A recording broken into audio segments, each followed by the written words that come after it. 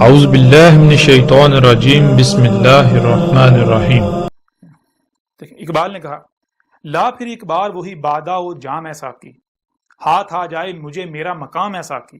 300 سال سے ہیں ہند کے میخانے بند، اب مناسب ہے تیرا فیض ہو عام ایسا کی۔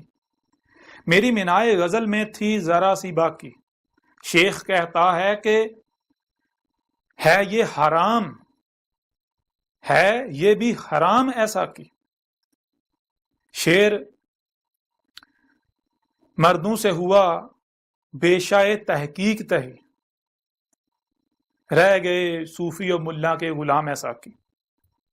عشق کی تیغ جگردار اڑا لی کس نے، علم کے ہاتھ میں خالی ہے نیام ایسا کی۔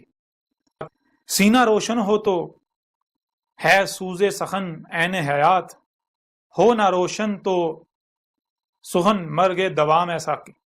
تو میری رات کو مہتاب سے محروم نہ رکھ، تیرے پیمانے میں ہے ماہ تمام ایسا کی۔ یہ وہ نظم ہے، نظم تو نہیں کہیں گے، یہ وہ کلام ہے اقبال کا کہ جس کی بنیاد پر میں نے اس وقت طنزیہ یعنی کہ مذاق کی صورت میں نے کہا کہ اقبال جو ہے وہ ساقی تھا، وہ مے خانے جاتا تھا، وہ شرابی تھا۔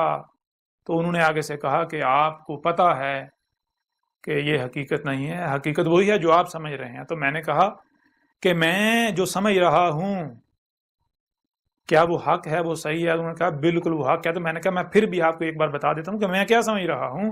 تو پھر میں نے انہیں بتایا، میں نے کہا کہ ساقی کسے کہتے ہیں؟ ساقی کہتے ہیں جام بانٹنے والے کو، پلانے والے کو۔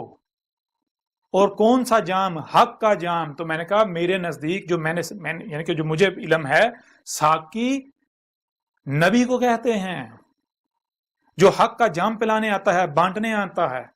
اور پھر میں نے کہا میرے نزدیک میں جو ہے، میں حق ہے۔